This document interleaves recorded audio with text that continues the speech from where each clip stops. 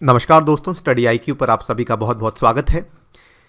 जैसा कि आपको मालूम होगा कि हम लोग यूपीएससी के आने वाले मेंस एग्जामिनेशन के लिए एक क्रैश कोर्स रन कर रहे हैं, जिस क्रैश कोर्स में हमने कई सारे वीडियोस आपके सामने पेश की हैं। जो लोग यूपीएससी सीएससी 2020 का मेंस एग्ज़ाम अपीयर कर रहे हैं, जनवरी में ये होने वाला है, तो ये वाली क्रैश कोर्स की वीडियोस आपके लिए बहुत ही ज़्यादा यूज़फुल, बहुत ही ज़्यादा अहम साबित हो सकती हैं, राइट। ऑल्सो टू मेंशन कि नॉट ओनली फॉर यूपीएससी, बल्कि यदि आप यूपी या फिर एमपी, बल्कि अभी पंजाब और मैंने सुना है हरियाणा की भी यहाँ पे सीट्स अनाउंस कर दी गई हैं, तो इन सभी एग्जामिनेशंस के लिए ये वाली वीडियोस आपकी बहुत ज़्यादा हेल्पफुल हो सकती हैं, बिकॉज मोर और लेस पैटर्न वही रहता है, सिलेबस वही रहता है, राइट। यदि आप पुरानी वीडियोस को एक्सेस करना चाहते हैं तो हमने एक प्लेलिस्ट क्रिएट की हुई है, जिसको कि आप आसानी से एक्सेस कर सकते हैं। यूपीएससी क्रैश कोर्स के नाम से स्टडी आईक्यू टाइप कीजिए, आपको आसानी से पूरी की पूरी प्लेलिस्ट मिल जाएगी, राइट। एनीवेज, इस वीडियो में हम लोग डिस्कस करने वाले हैं एग्रीकल्चर से जुड़े हुए करंट अफेयर्स को। इसमें हमने सेट 1 ऑलरेडी आपके सामने डिस्कस कर लिया है। सेट 1 में मैंने हमारा जो सेट 1 था उसमें मैंने जो टॉपिक्स कवर किए हैं, they were mainly concerning with the sector of food processing, और इस पर्टिकुलर सेट में हम एग्रीकल्चर से ही जुड़ी हुई कुछ और इंटरेस्टिंग चीज़ें कवर करेंगे, जिनको लेकर क्वेश्चंस आने के चांसेस, संभावना बहुत ज़्यादा रहती है। चलिए स्टार्ट करते हैं मेरे साथ। मेरा नाम है अनिरुद्ध। यदि आप लोग इस लेक्चर की पीडीएफ को डाउनलोड करना चाहते हैं या फिर मेरे पुराने लेक्चर्स की पीडीएफ को डाउनलोड करना चाहते हैं तो मेरे टेलीग्राम चैनल से कर सकते हैं, जिसका नाम है अनिरुद्ध सर। इसके अलावा सोशल मीडिया पे भी आप मेरे साथ जुड़ सकते हैं। अपनी क्वेरीज आप मुझसे इंस्टाग्राम पे पूछ सकते हैं, राइट। स्टडी आईक्यू ऐप को डाउनलोड कर सकते हैं from the Google play store, और यदि बाय एनी चांस आप आने वाले यूपीएससी के प्रीलिम्स की तैयारी कर रहे हैं, जो कि 2021 में होने वाला है, तो इस past year prelims discussion course को ज़रूर बाय कीजिएगा। इसमें हमने पिछले 10 साल के पेपर्स को डिस्कस किया हुआ है, और वो भी बहुत ही यूनिक मैनर में। ऑल्सो बता दूं, इस कोर्स को आप मात्र 12-13 दिन में ख़त्म कर सकते हैं, राइट। इस पर्टिकुलर वीडियो में मैं आपके साथ कवर करने वाला हूं ये वाले 3 टॉपिक्स। सबसे पहला टॉपिक है एग्रीकल्चरल क्रेडिट का, ठीक है। जो यहाँ पर हम एग्रीकल्चरल क्रेडिट की बात करने वाले हैं, इसकी चर्चा इसलिए हो रही है बिकॉज इस साल आरबीआई के एक इंटरनल वर्किंग ग्रुप की एक रिपोर्ट सामने आई थी रिगार्डिंग एग्रीकल्चरल क्रेडिट, और हम उसी की चर्चा आपके साथ करने वाले हैं। क्या क्या उन्होंने बताया, क्या क्या मुद्दे हैं और क्या क्या स्टेप्स हैं जो कि लिए जा सकते हैं in order to make the agricultural credit और भी बेहतर। आपको मालूम होगा, आज भी जो कृषि क्षेत्र में किसान हैं वो जो भी उधार लेते हैं वो अनौपचारिक क्षेत्रों से लेते हैं, वो मनी लेंडर से लेते हैं, साहूकारों से लेते हैं, जिसकी वजह से वो फॉर्मल इंस्टीट्यूशंस का हिस्सा नहीं बन पाते हैं, जिसकी वजह से एग्रीकल्चर जितना ग्रो कर सकता है उतना नहीं ग्रो कर पा रहा है, राइट। सेकेंडली हम बात करेंगे प्रधानमंत्री किसान मानधन योजना की। ये जो प्रधानमंत्री किसान मानधन योजना है, इसका लॉन्च हुआ था पिछले साल 2019 में सितंबर के महीने में, ठीक है। बहुत ही इंपॉर्टेंट टॉपिक है किसान मानधन योजना। सेपरेटली क्वेश्चन आने के चांसेस थोड़े कम लगते हैं मुझे किसान मानधन योजना पे, लेकिन आपको मालूम होना चाहिए जो इसमें हम डिस्कस करने वाले हैं कि ये जो है ये एक तरीके से सोशल सिक्योरिटी का एक बहुत ही इम्पॉर्टेंट स्कीम है, बहुत ही इम्पॉर्टेंट योजना है जो कि लॉन्च की गई है सामाजिक सुरक्षा के लिए। इसमें हम चर्चा ये करेंगे कि असल में किसानों को सामाजिक सुरक्षा की आवश्यकता क्यों होती है और कहाँ कहाँ पे शॉर्टकमिंग्स हैं भारत के सिस्टम में, जिसकी वजह से वो सोशली सिक्योर फील नहीं करते हैं, ठीक है। किसान मानधन योजना का रिलेशन कहीं ना कहीं पीएम निधि योजना के साथ भी है, उसके बारे में भी यहाँ पे चर्चा की जाएगी। इसके बाद फाइनली जो मुझे लगता है सबसे प्रॉबेबल है, एक तो मैंने आपको बता दिया एग्रीकल्चरल क्रेडिट के ऊपर सवाल आने के चांसेस ऑलमोस्ट हर साल रहते हैं, टॉपिक हर साल चर्चा में रहता है, लेकिन इस साल ज़्यादा चर्चा में है because of the RBI internal working group committee report जो आई है। लेकिन जो एक और टॉपिक मैं समझता हूँ इस साल बहुत ज़्यादा इम्पॉर्टेंट है, वो है AIF का, एग्रीकल्चर इंफ्रास्ट्रक्चर फंड, और ये अभी अभी लॉन्च किया गया है। अगस्त 2020 की ये खबर है, प्लीज़ इसको लाइटली ना लें। द न्यूज़ ऑफ AIF, इसमें आई थिंक 1 लाख करोड़ का जो फंड है वो जारी किया गया है। Could be wrong on the figure, आगे जाके बात करेंगे। बट जो ये AIF का फंड है, इसको लेके सेपरेटली सवाल आ सकता है, क्योंकि एग्रीकल्चर इंफ्रास्ट्रक्चर को लेके अभी तक सवाल मैंने नहीं देखा है यूपीएससी में, इसीलिए इसके आने के चांसेस और भी बढ़ जाते हैं, ठीक है। एनीवेज स्टार्ट करते हैं with the first topic that is of agricultural credit. ठीक है, कृषि ऋण की बात करते हैं। आप देख सकते हैं हिंदू बिजनेस लाइन की ये न्यूज़ है। सितंबर 15, 2019 को ये रिपोर्ट जारी की गई थी, a credible blueprint for agricultural credit. इन्होंने यहाँ पर एक तरीके से एक मार्गदर्शन किया था, एक रोड मैप दिया था जिसको हम फॉलो कर सकते हैं। अगर हम इसको फॉलो करते हैं तो इसके थ्रू जो किसानों की हमारी आय है वो काफ़ी ज़्यादा बढ़ सकती है, काफ़ी ज़्यादा सिग्निफिकेंटली बूस्ट हो सकती है। So recently, the report of the internal working group to review the agricultural credit was released by RBI. RBI के IWG के द्वारा एक रिव्यू रिपोर्ट थी जिसको पेश किया गया था RBI के द्वारा। ठीक है, मैकेनिज्म समझ लेते हैं भारत में अभी तक क्या क्या मैकेनिज्म्स हैं। देखिए यहाँ पर इन केस आपको सवाल आता है ना एग्रीकल्चरल क्रेडिट का, तो सबसे पहले तो आपको बताना होगा कि एग्रीकल्चरल क्रेडिट होता क्या है। सो वो वाला क्रेडिट जो कि किसान लेते हैं अपने एग्रीकल्चर को आगे बढ़ाने के लिए, अपने बिजनेस को आगे, अपने एग्रीकल्चर को आगे बढ़ाने के लिए और अपनी इनकम को और इम्प्रूव करने के लिए, उसको कहा जाता है एग्रीकल्चरल क्रेडिट। भारत में इसको प्रोवाइड करने वाले जो मैकेनिज्म्स हैं, जो चैनल्स हैं, वो ये आपके सामने हैं। कई सारे हैं। सबसे पहले PSL है, प्रायोरिटी सेक्टर लेंडिंग। उसके बाद इंटरेस्ट सबवेंशन स्कीम है। Then we also have KCC scheme जो कि बहुत ही लंबे समय से चलती आ रही है। देन हमारे पास SHG स्कीम भी है और JLG स्कीम भी है जो कि अभी कुछ समय पहले चालू की थी और ये भी काफ़ी पॉपुलर हो चुकी है। तो ये 5 चीज़ें तो आपको बतानी ही बतानी है। हो सकता है आपको थोड़ा ब्रीफली बतानी पड़े, लेकिन बताना ज़रूर। So in case I am just giving you a तरीका बताने का कैसे। मान लीजिए ये आपका आंसर शीट है। ठीक है, मान लीजिए आपको एग्रीकल्चरल क्रेडिट के बारे में बात करनी है।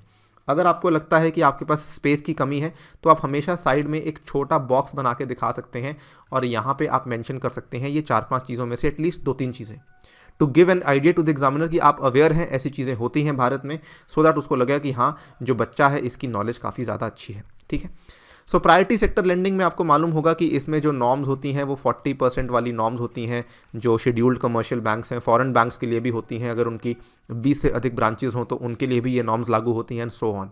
खैर, ये वाली जो नॉर्म्स हैं बेसिकली इंट्रोड्यूस की गई थी सो दैट सबसे पहले जो क्रेडिट दिया जाएगा वो दिया जाएगा to sectors like agriculture and जो लघु उद्योग हैं उनके लिए, जो MSME सेक्टर है और जो एग्रीकल्चर सेक्टर है, इनको यहाँ पे सबसे पहले प्रायोरिटी रखा जाएगा लोन देने के लिए और इसीलिए इसका नाम रखा गया है प्रायोरिटी सेक्टर लेंडिंग, बिकॉज इनको सबसे ज़्यादा ज़रूरत है। ठीक है, first come first serve basis नहीं होगा। सबसे पहले आपके लिए सेक्टर्स आइडेंटिफाई कर दिए गए हैं PSL नॉर्म्स के तहत जिसमें आपको एग्रीकल्चर और MSME को प्रायोरिटी देनी है। सेकेंडली बात करते हैं इंटरेस्ट सबवेंशन स्कीम की। ये लॉन्च की गई थी 2006-7 में और जितनी भी सरकारें आई हैं हर एक सरकार ने ISS को प्रोत्साहन ही दिया है। ISS बड़ी ही आसान स्कीम है, बड़ी ही बेहतरीन स्कीम है। इसमें होता क्या है कि इंटरेस्ट सबवेंशन दी जाती है फार्मर्स को, जो कि उसके बाद बैंकों को रीइंबर्स कर दिया जाता है। तो यानी कि मान लीजिए बैंक ने आज तय किया है कि वो फार्मर को 10% के आधार पे लोन देने वाले हैं, लेकिन सरकार ने उनको बोल दिया है जी नहीं, आप 10% पे नहीं, आप इनको 8% पे लोन देंगे। तो ऐसा नहीं है कि बैंक यहाँ पे 2% का नुकसान झेल रहा है, जी नहीं, ये 2% की जो भरपाई है ये सरकार कर रही है और सरकार बैंकों को दे रही है। सो 10%, 8% ऐसे ही नहीं बन गया, ये 2% गवर्नमेंट के द्वारा बैंक्स को दिया जाएगा। ठीक है, गवर्नमेंट में कौन देगा? ये देंगे आपके RBI और नाबार्ड, जो कि गवर्नमेंट के थ्रू आपके एजेंसीज बनाई गई हैं जो कि इन बैंकों को आगे जाके पैसा दे देती हैं। सेकेंडली, अगर आपने बैंक से लोन लिया हुआ है, आप एक किसान हैं और अगर आप उसको टाइमली पे करते हैं, समय पे आप उसको पे करते हैं, तो 3% का जो प्रॉम्प्ट रीपेमेंट इंसेंटिव है वो भी आपको दिया जाएगा फॉर गुड क्रेडिट डिसिप्लिन। अगर आपने अच्छा अनुशासन दिखाया है और अच्छा आपने टाइम पे लोन चुका दिया है तो उस केस में आपको 3% का PRI भी प्रोवाइड किया जाएगा। बहुत डिटेल में जाने की आवश्यकता आपको बिल्कुल नहीं है, केवल इतना बता दीजिए ISS लॉन्च की गई थी 2006-7 में और आज भी जोरों शोरों से काम कर रही है। नेक्स्ट बात करते हैं KCC, the most important scheme मैं समझता हूं जो एग्रीकल्चरल क्रेडिट के लिए भारत में चलाई जा रही है और ये सन 1998 में चलाई गई थी। आपको याद होगा उस समय भारत में क्या था, इतने ज़्यादा TV चैनल्स नहीं हुआ करते थे। KCC का जो प्रमोशन था तो बहुत ही इंटरेस्टिंग बात है, दूरदर्शन पे बहुत होता था कि KCC स्कीम लॉन्च हो चुकी है। ठीक है, सो 1998 में लॉन्च की गई थी और इसका जो मकसद था providing adequate and timely credit with flexible and simplified regulations. तो इसमें क्या था कि आपको बहुत ही आसानी से आपको KCC एक कार्ड भी लॉन्च किया था, किसान क्रेडिट कार्ड स्कीम के तहत एक कार्ड लॉन्च किया गया था कि आपने क्या करना है, अपने लोकल जो कृषि विज्ञान केंद्र है जिनको हम KVKs बोलते हैं, जो अक्सर कई सारे शहरों में होते हैं या फिर कई बार कई सारे शहरों को सर्व करने के लिए एक सेंट्रल शहर में एक बना दिया जाता है। तो केवीके में जाके आप अपना केसीसी अवेल कर सकते हैं और उसके बाद केसीसी के साथ साथ आपको बहुत सारी आपकी जागरूकता बढ़ाने के लिए भी आपको बहुत सारी चीज़ें बताई जाती हैं। ठीक है, सो ये केसीसी आप देखिए अभी भी इतना फेमस है, हमारे जो लेटेस्ट गवर्नमेंट है योगी आदित्यनाथ जी की और नरेंद्र मोदी जी की, ये भी इतना इसको प्रमोट करते हैं। कम से कम 20-22 साल पुरानी स्कीम है, लेकिन आज भी बहुत ज़्यादा एक्टिव और बहुत ही अच्छे तरीके से काम कर रही है। ठीक है, इसमें इन्होंने केसीसी में देख सकते हैं कि provided to all PM Kisan beneficiaries, उसके बाद farmers can avail loan of up to 3 lakhs, over 6.7 crore KCCs are active as on 6 February. कम से कम 6.5 करोड़ से ज़्यादा भी केसीसीज एक्टिव हैं। और limit for collateral free agricultural loan raised from 1 to 1.6 lakh. अगर आपके पास ज़मीन नहीं भी है, कोलेट्रल नहीं भी है, उसके बावजूद भी आपको कम से कम 1 लाख का लोन तो दिया ही जा सकता था, अब उसको बढ़ा करके 1,60,000 कर दिया गया है। ठीक है, इसके बाद सेल्फ हेल्प ग्रुप वाली जो स्कीम है, यदि मान लीजिए आपका कोई ऐसा समूह है, सेल्फ हेल्प समूह आपने बनाया हुआ है, उसकी बैंक लिंकेज प्रोग्राम शुरू किया गया था जिसमें कि कोलैटरल फ्री लेंडिंग होती है ग्रुप्स को, और ये बैंक ही करते हैं। इसमें बहुत बड़ा रूप निभाया जाता है एनजीओज़ के द्वारा, जो कि क्या करती हैं, जो कि एसएचजीज और बैंक्स को जोड़ने में बहुत बड़ी भूमिका निभा रही हैं। Then we have the joint liability groups. यहाँ पे आप देख सकते हैं scheme was initiated by NABARD in 2006 to enhance credit flow to share croppers और tenant farmers who do not have the land rights. तो ये उनके लिए लोग हैं जो, अब मान लीजिए कोई बड़ा ज़मींदार है, उसने अपनी लैंड को ठेके पे किसी को दे रखा है, ठीक है, टेनेंट किसी को बना रखा है। तो अगर अब टेनेंट के पास ज़मीन तो नहीं है, ज़मीन उसके नाम नहीं है, लेकिन उसको लोन चाहिए, तो वहाँ पे जेएलजी स्कीम सामने आती है, जहाँ पे नाबार्ड आपका सामने आता है और ये उनको पैसा प्रोवाइड करता है। ठीक है कि नहीं। सो ये 4-5 चीज़ें हैं जो भारत में फ़िलहाल चलती आ रही हैं, लेकिन इन सब स्कीम्स के बावजूद भी बहुत सारे मुद्दे हैं जो कि जुड़े हुए हैं क्रेडिट डिसबर्समेंट के साथ। सबसे पहले institutional non institutional agricultural credit की बात करें तो देखिए जो share of non institutional credit है वो आज भी 28% के आसपास लाया करता है। ठीक है, इसमें अगर आप देखें जो इंस्टीट्यूशनल क्रेडिट क्या होता है, यानी कि आपने किसी बैंक से लिया, आपने किसी मान लीजिए एनबीएफसी से लिया, तो वो तो आपका हो गया इंस्टीट्यूशनल क्रेडिट, क्योंकि वो आपने एक फॉर्मल, एक औपचारिक संस्थान से लिया है। लेकिन अगर आपने एक अनौपचारिक संस्थान से लिया है, यानी कि किसी मनी लेंडर से या साहूकार से लिया है, तो वो गलत है। ये 28% पे आज भी लाया करता है। ठीक है, secondly unavailability of credit for consumption purposes and to tenant farmers to share croppers and landless labourers further pushes them towards non institutional sources. Obviously जो आपके टेनेंट फार्मर्स हैं, ठीक है, जो आपके हम कह सकते हैं रेंट पे लेके ज़मीन पे काम करते हैं, शेयर क्रॉपर्स हैं, ठीक है, जो आपके जिनको कहा जाता है जागीरदार, और उसके बाद जो आपके कंजम्पशन पर्पसेस के लिए फार्मर्स को अगर पैसा चाहिए तो वहाँ पे वो बैंकों के पास नहीं जा सकते हैं, क्योंकि ये सुविधा आज भी बैंक्स प्रोवाइड नहीं कर रहे हैं। I told you, tenant farmers के लिए, शेयर क्रॉपर्स के लिए सुविधा प्रोवाइड कर रही है नेबार्ड वाली जो जेएलजी स्कीम है, लेकिन उसके अलावा और कोई भी स्कीम यहाँ पे टेनेंट फार्मर्स के लिए किसी भी तरह का ऋण प्रोवाइड नहीं करती है, जो कि एक बहुत बड़ा मुद्दा है, आज भी लाया करता है। उसके बाद रीजनल डिस्पैरिटी बहुत ज़्यादा है। सो इसमें बड़ा सिंपल है, नीचे वाला मैप आप देख लीजिए, जो ऑल इंडिया लेवल की एवरेज है ना, ये आप यहाँ पे देख सकते हैं कितनी सारी स्टेट्स ऐसी हैं जहाँ पर जो ऑल इंडिया एवरेज से कम में से भी कम है, जहाँ पे परफॉर्मेंस काफ़ी ख़राब है। यानी कि ये ऐसी स्टेट्स हैं जहाँ पे जो agricultural credit as percentage of their agricultural GDP है, ये बहुत ही कम है। ठीक है, poor deployment of agricultural credit to the allied sectors approximately 6 to 7% है। ठीक है, इसमें क्या है, कहने का मतलब क्या है कि देखिए कुछ आपकी अच्छी स्टेट्स हैं जो कि भारत में कोस्टल स्टेट्स हैं, या फिर पंजाब, हरियाणा, यूपी हो गई, इनमें हाल अच्छा है। लेकिन इसके अलावा, सॉरी नॉट यूपी, इसके अलावा अगर आप देखें बहुत सारी स्टेट्स ऐसी हैं जिसमें इनफैक्ट वेस्ट बंगाल, बिहार जैसी स्टेट्स हैं जहाँ पे बहुत आबादी है, लेकिन इन स्टेट्स का हालात काफ़ी ख़राब हैं, क्योंकि ये लोग अपनी एग्रीकल्चरल जीडीपी के हिसाब से एग्रीकल्चरल क्रेडिट डिसबर्स नहीं कर रहे हैं। ठीक है, अगर आपको एक पैटर्न जानना है तो बड़ा simply eastern and north eastern states में हालात ज़्यादा ख़राब हैं एज़ कम्पेयर टू ऑब्वियसली जहाँ पे हरित क्रांति सक्सेसफुल थी, पंजाब, हरियाणा, उसके बाद आंध्र प्रदेश हुआ, तेलंगाना हुआ, इवन आपका केरल हुआ। ये वो स्टेट्स हैं जहाँ पे आपकी हरित क्रांति बहुत सक्सेसफुल रही, लेकिन बाकी स्टेट्स के हालात आज भी वैसे ही हैं। सो 50 साल होने को आए हैं, लेकिन सिचुएशन अभी भी ज़्यादा सुधरी नहीं है when it comes to agricultural credit. ठीक है, इसके अलावा अगर हम देखें जो dependency on scheduled commercial banks आज भी काफ़ी ज़्यादा है। देखिए मैंने आपसे अभी क्या कहा कि फॉर्मल इंस्टीट्यूशंस के ऊपर हमारा जो डिपेंडेंसी है वो ज़्यादा होनी चाहिए, बट अभी आपको बोल रहा हूँ कि शेड्यूल्ड कमर्शियल बैंक्स के ऊपर डिपेंडेंसी ज़्यादा है। असल में ये दोनों पॉइंट्स कॉन्ट्राडिक्टरी नहीं है, ये दोनों पॉइंट्स एक दूसरे के अगेंस्ट नहीं है, ये दोनों पॉइंट्स साथ में चलते हैं।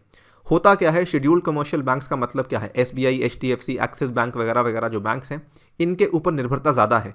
लेकिन ये गलत है, क्योंकि ऐसे बैंकों के ऊपर यदि आपकी निर्भरता ज़्यादा है, इन बैंकों की जो शर्तें होती हैं वो बहुत ही ज़्यादा होती हैं। इसीलिए इन बैंकों से अक्सर जो लोन लोग लेते हैं वो परेशानी में रहते हैं, स्पेशली अगर हम बात करते हैं एग्रीकल्चरल फार्मर्स की। लेकिन यहाँ पे मुद्दा ये है कि इन बैंकों से हटकर हमें चाहिए कि ये कोऑपरेटिव बैंक्स या फिर जिनको हम रीजनल रूरल बैंक्स बोलते हैं, उनके ऊपर डिपेंडेंसी इनकी बढ़ जानी चाहिए, सो दैट, क्योंकि इन बैंक्स में जो आपकी टर्म्स एंड कंडीशंस होती हैं वो थोड़ी रिलैक्स होती हैं, थोड़ी फ्लेक्सिबल होती हैं, जिसके चलते इन बैंकों में काम करना इन फार्मर्स के लिए काफ़ी ज़्यादा आसान हो जाता है, यहाँ से लोन लेना काफ़ी आसान होता है। सो हम ये चाहते हैं कि दो cooperative institutions and regional rural banks play a significant role in extending agricultural credit, their share is highly skewed geographically, कि इनका जो शेयर है बहुत ही कम है, स्क्यूड है, जो मैक्सिमम डिपेंडेंस है वो आज भी शेड्यूल्ड कमर्शियल बैंक्स के ऊपर ही है। मोर इंपॉर्टेंटली होता क्या है, जो आपके शेड्यूल्ड कमर्शियल बैंक्स हैं या फिर कोई भी बैंक हैं, ये लैंड रिकॉर्ड्स की भी मांग करते हैं। और आपको मालूम है भारत में जो लैंड रिकॉर्ड्स को लेके प्रॉब्लम है वो कितने लंबे समय से चलती आ रही है। इनफैक्ट इसके चलते हमने एक बहुत ही महत्वाकांक्षी प्रोग्राम लॉन्च किया था, national land record modernisation programme, NLRMP, जो कि आज भी चल ही रहा है लेकिन प्रॉपरली इंप्लीमेंट नहीं हुआ है। So banks insist on land records from a farmer seeking credit for agricultural activities, जहाँ पे फार्मर्स फेल हो जाते हैं क्योंकि उनके पास लैंड रिकॉर्ड्स नहीं होती एंड जिसकी वजह से उनको लोन आसानी से नहीं मिल पाता है। एंड अगर आप देखें, as per agricultural census of 2015-16 only 45% of farmers possess operative KCCs। So Kisan credit card दिया तो हुआ है, लेकिन केवल 45% फार्मर्स के पास ही जो KCCs हैं वो असल में काम करते हैं, बाकियों के पास जो KCCs हैं वो काम ही नहीं करते हैं।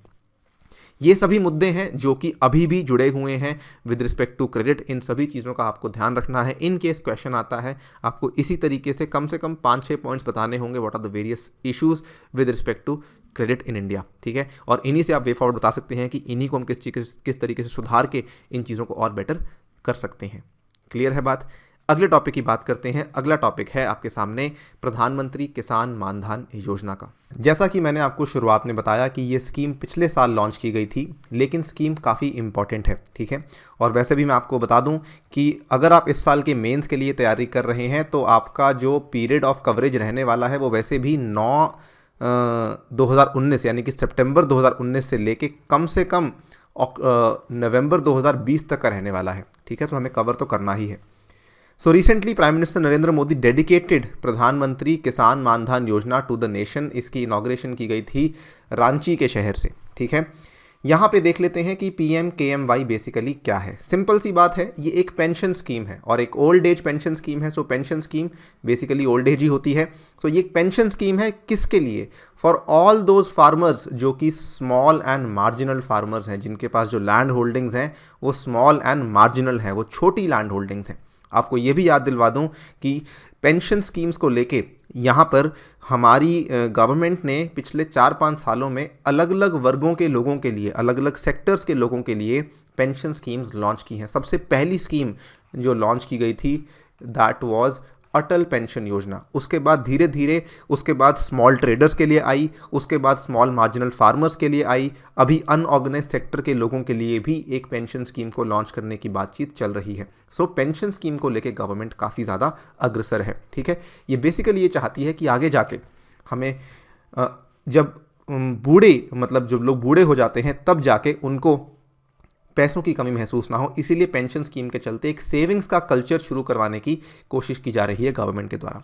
इन the country as they have minimal और no savings to provide for old age, ठीक है। जब उनकी आयु काफ़ी ज़्यादा हो जाती है उस समय उनके पास कोई सेविंग्स नहीं होती हैं। एंड सिमिलर टू, जैसा कि मैंने आपको अभी अभी जिक्र किया अटल पेंशन योजना का, जैसे अटल पेंशन योजना में होता है, ये एक वॉलंटरी स्कीम है, कॉन्ट्रीब्यूशन बेस्ड पेंशन स्कीम है for farmers in the age group of 18 to 40। यानी कि जब आप 18 साल से लेके 40 साल की उम्र तक के हैं तब तक आप इस पर्टिकुलर योजना में पार्टिसिपेट कर सकते हैं। जैसे ही आप 41 साल के हो जाते हैं तब आप इस पर्टिकुलर योजना में पार्टिसिपेट नहीं कर सकते हैं। 18 से कम की आयु का इंसान भी नहीं पार्टिसिपेट कर सकता है, ठीक है। आपको पेंशन मिलनी कब शुरू होगी? 60 साल की उम्र के बाद। 18 से 40 के बीच में आप पार्टिसिपेट कर सकते हैं और मंथली पेंशन आपको प्रोवाइड की जाएगी 3000 रुपये की, ठीक है। Farmers can also opt to allow his or her monthly contribution to the scheme to be made from the benefits drawn from PM Kisan scheme.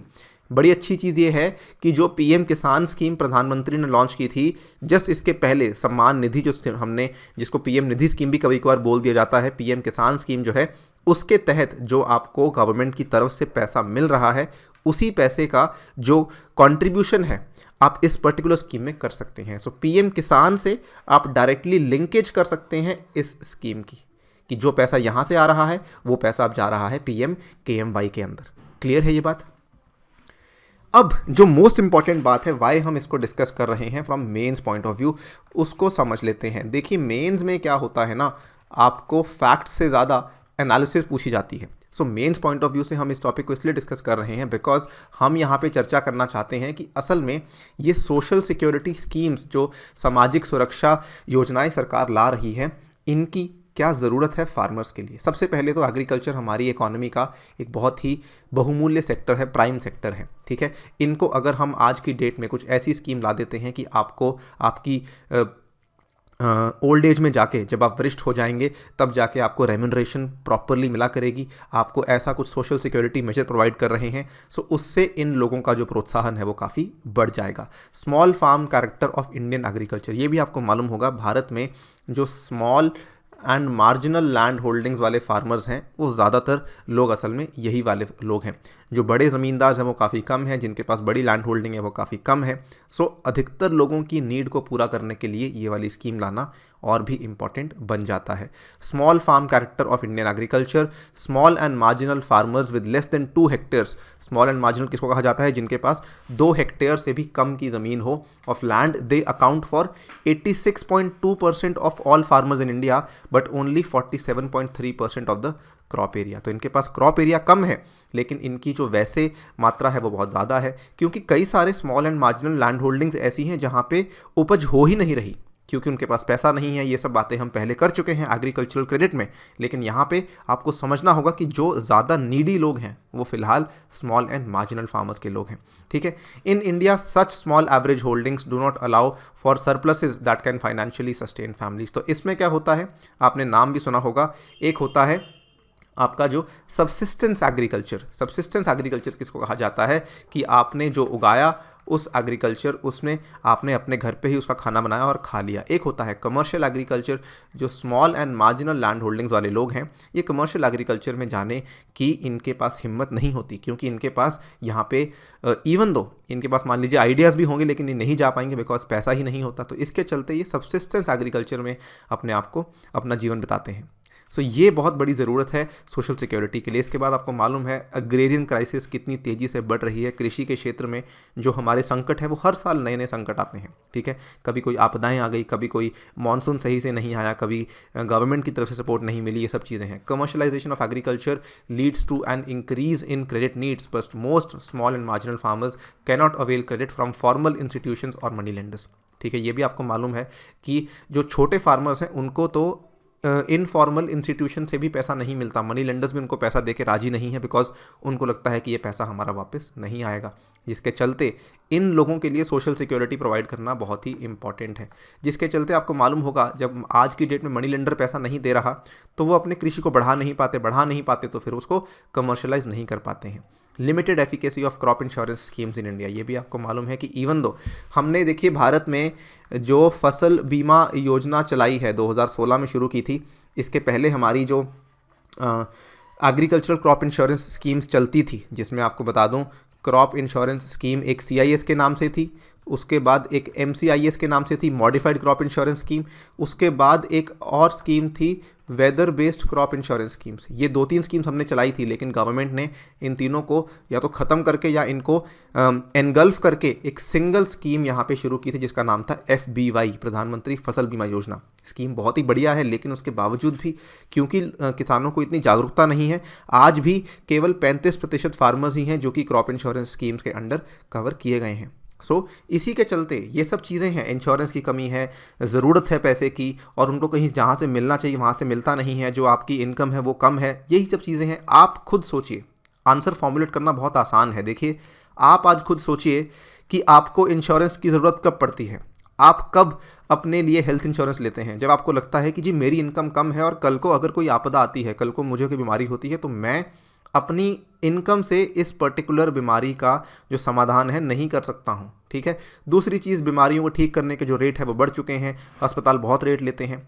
उसके बाद आपको ये भी लगता है कि जी कल को अगर मुझे कुछ हो गया तो मेरी फैमिली का क्या होगा। ठीक है, अगर मान लीजिए उनको पैसा देना पड़ा, तो यही सब पॉइंट्स हैं। किसी भी सेक्टर में इंश्योरेंस की ज़रूरत क्यों होती है, किसी भी सेक्टर में जो है सोशल सिक्योरिटी स्कीम की ज़रूरत क्यों होती है, कारण वही आते हैं। बस आपको केवल उस सेक्टर के पर्सपेक्टिव से सोचना है, नज़रिए से सोचना है, उसके बाद आप आसानी से उस आंसर को अप्रोच कर सकते हैं। आई होप ये बात यहाँ पे क्लियर हो जाती है।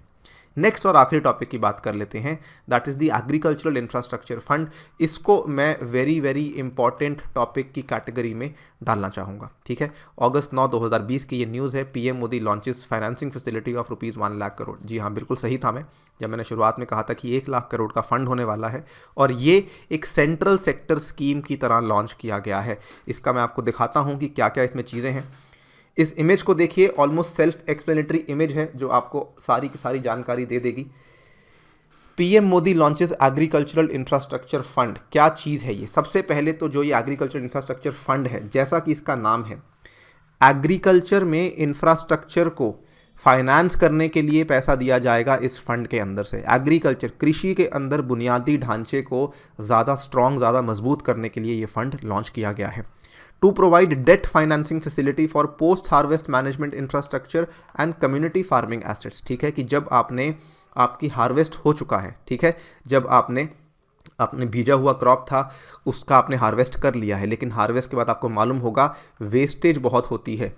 उस वेस्टेज को कम करने के लिए, ठीक है, हमें क्या करना होता है? Post harvest management. उसके लिए हमें चाहिए इंफ्रास्ट्रक्चर। वो क्या होता है? कोल्ड स्टोरेज चाहिए, ट्रांसपोर्टेशन के लिए व्हीकल्स चाहिए, सड़कें चाहिए, ये सब चीज़ें हैं। यहाँ पर आपका आता है इंफ्रास्ट्रक्चर।